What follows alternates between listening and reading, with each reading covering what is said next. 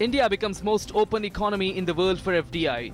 In a major impetus to employment and job creation in India, Prime Minister Narendra Modi approves up to 100% FDI in defence sector, up to 74% FDI in private security agencies and FDI beyond 49% in scheduled airline with government approval. Stage is set for second International Yoga Day to be observed tomorrow.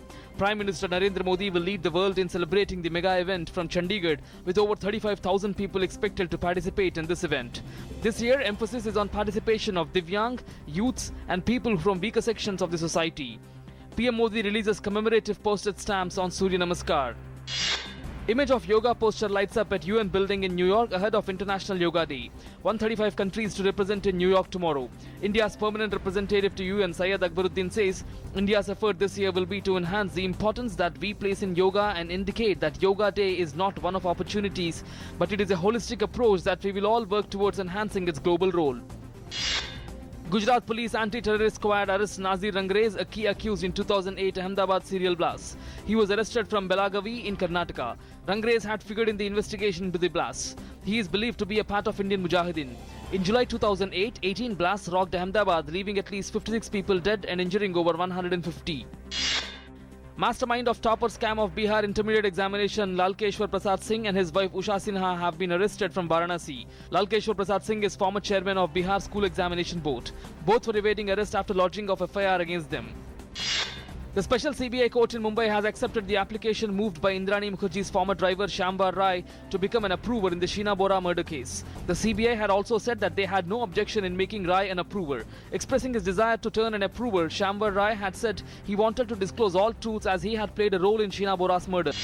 Union Minister of State for Agriculture and Farmers Welfare Sanjeev Balyan has said that 16 new veterinary colleges were opened in the country in 2 years and the number of intake in the colleges was increased up to 100 after the formation of Veterinary Council of India.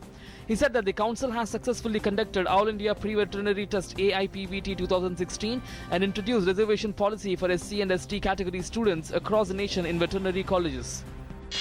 Union Commerce and Industry Minister Nirmala Sitharaman has appreciated the role of RBI Governor Raghuram Rajan. Earlier, Raghuram Rajan had announced that he would not continue to head the central bank after his term expires on September 4th.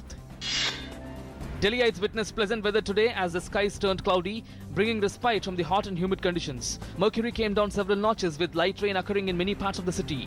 Meanwhile, the southwest monsoon arrives in many parts of Maharashtra and by now it is active in 90% of the state. Mumbai is receiving good rains for the past 24 hours and on and off rains are expected to continue in the coming days.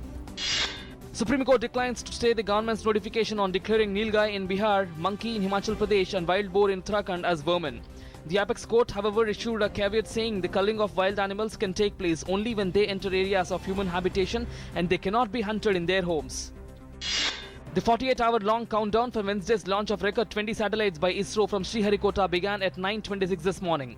Workhorse PSLV C-34 will carry the satellites and inject them into the 505-kilometer sun-synchronous orbit one after the other. The 20 satellites include Cartosat 2 series, remote sensing payload of India for Earth observation purposes, 2 Indian student satellites and 17 other micro and nano satellites of foreign customers from US, Canada, Germany and Indonesia.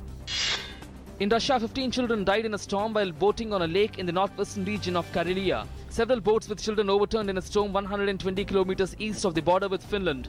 Of 47 children and 4 adult instructors in the boats, 14 children died. In Afghanistan, a suicide bomber killed at least 14 people in an attack on a minibus carrying Nepalese security guards in Kabul.